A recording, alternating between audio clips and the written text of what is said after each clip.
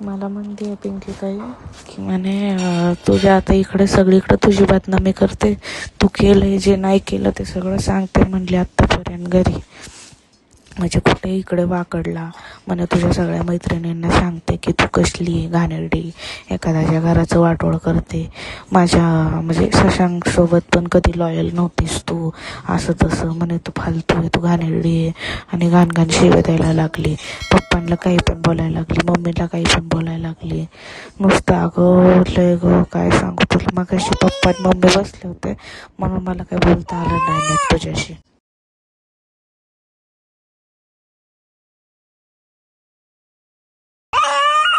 दाजी बघत होते मला मारताना, आणि त्यानंतर त्यांनी पण माझ्यावर हात उचलला आणि हे त्यांनाही खरं वाटलेलं आहे.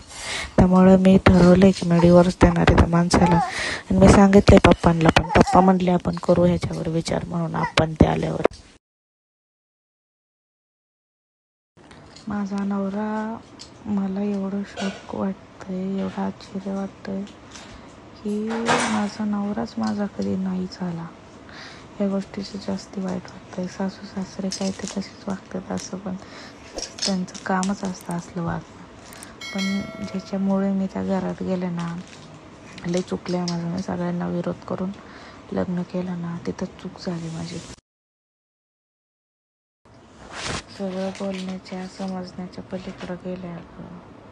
तुला ही छोटी गोष्ट वाटते का गं? हे ना मीही माझ्या आयुष्यात कधी इमॅजिन पण नव्हतं केलं, आणि ती इतकी घाण बोलली आहे ना, मला शिव्या शाप दिलेत अक्षरशः त्या माणसांनी.